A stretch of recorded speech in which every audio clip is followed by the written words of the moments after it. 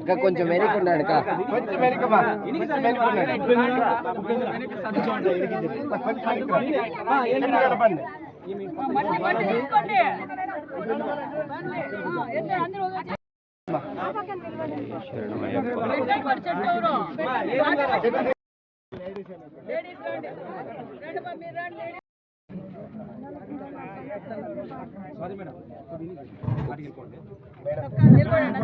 ఒకసారి ఇక్కడ చూడండి మేడం. సామూహిక చెట్లు నాటక కార్యక్రమానికి వచ్చేసినటువంటి బీసీ వెల్ఫేర్ మినిస్టర్ సౌతమ్మ. అందరికీ నమస్కారం. మరి సత్యసాయి జిల్లా పెనుగొండ నియోజకవర్గంలో ఉదయమున ఎన్ఆర్జీఎస్ ద్వారా బ్లాక్ ప్లాంటేషన్ కూడా ఈరోజు కార్యక్రమం మొదలుపెట్టాం. అర్ధాకల్పల్లి పొలంలో ఈరోజు దేవుని మాన్యం ఉంటే సుమారుగా ప్లాంటేషన్ కూడా ఈరోజు స్టార్ట్ చేస్తాం. అంటే పర్యావరణాన్ని కూడా కాపాడవలసిన బాధ్యత మనందరిది ఉంది.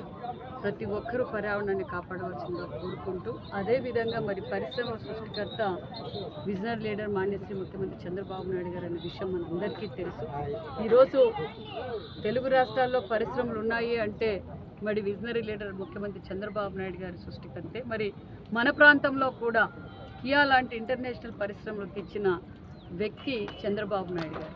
ఈరోజు మనం డైరెక్ట్ లైవ్లో చూస్తున్నాం. గతంలో 14-19 రాష్ట్రం విడిపోయినప్పుడు ఈ రాష్ట్ర పరిస్థితి, ముఖ్యంగా రాయలసీమ పరిస్థితి, తాగునీరు లేక సాగునీరు లేక ఇతర రాష్ట్రాలకి వలసపోయే సమయంలో మరి చంద్రబాబు నాయుడు గారు ఈ రాయలసీమకు తాగునీరు, దానితో పాటు పరిశ్రమలు తీసుకురావడం, కియా లాంటి ఇంటర్నేషనల్ పరిశ్రమ రావడం, గొల్లపల్లి రిజర్వాయర్ రావడం మనందరికీ తెలిసిన విషయమే.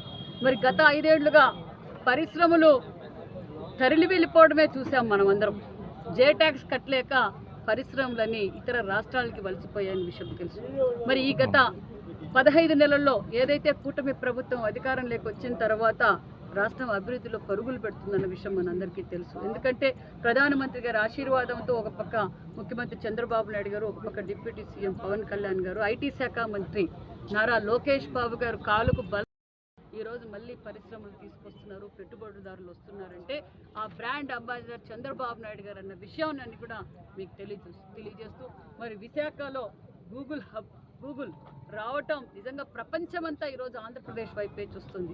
1,33,000 కోట్లు పెట్టుబడి రావటం, దాంతోపాటు సుమారుగా 2 లక్షల మందికి ఉపాధి చూపించటం.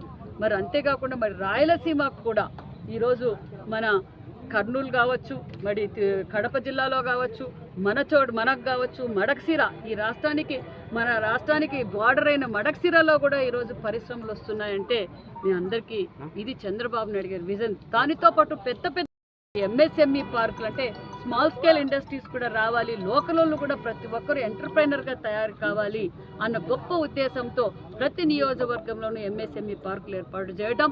మన నియోజకవర్గంలో పెనుగొండ నియోజకవర్గంలో సుమారు 68 ఎకరాలతో ఎంఎస్ఎంఈ పార్క్ ఏర్పాటు చేశాం.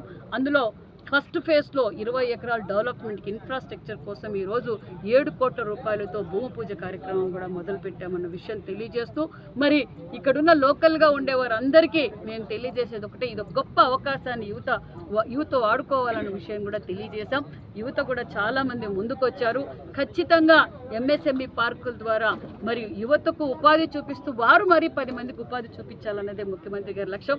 ప్రతి ఇంటి నుంచి ఎంటర్ప్రైనర్ని తయారు చేయాలి. ఒక పక్క సంక్షేమ పథకాలు అందజేస్తూ, ఒక పక్క ఎంఎస్ఎంఈ పార్కులు, మరి పెద్ద పరిశ్రమలతో పాటు ఇరిగేషన్ ప్రాజెక్టులు అందజేస్తున్న కూటమి ప్రభుత్వం ప్రజలందరూ అభినందిస్తున్నారన్న విషయం కూడా మీకు తెలియజేస్తూ, మరి కొంతమంది వైసీపీ నాయకులు మాట్లాడుతున్నారు, కియా తెచ్చింది మేము, కియా ఎవరు తెచ్చారో ప్రజలందరికీ తెలుసు. మరి ఈరోజు గూగుల్ తెచ్చింది ఎవరో ప్రజలందరికీ తెలుసు. మరి ఈరోజు వాళ్ళు పరిశ్రమల గురించి మాట్లాడే అర్హతే లేదు వైసీపీ పార్టీకి. వారు చేస్తున్న చీప్ పాలిటిక్స్ మనందరికీ తెలుసు.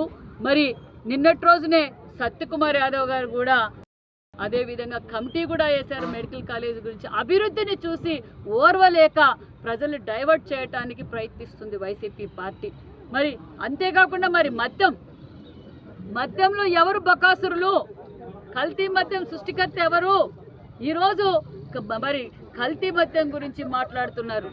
ప్రజలందరికీ తెలుసు గతంలో మీరు ఏ విధంగా అయితే స్కాములు చేశారో ఆ స్కాములు డైవర్ట్ చేయడానికి ప్రభుత్వం పైన మీరు చేస్తున్న విష ప్రచారం, మా ప్రభుత్వంపై చేస్తున్న విష ప్రచారానికి ఒక్కొక్కరు బయటకు వస్తారో అందరూ లోపలికి పోతారన్న విషయాన్ని కూడా మీకు తెలియజేస్తుంది.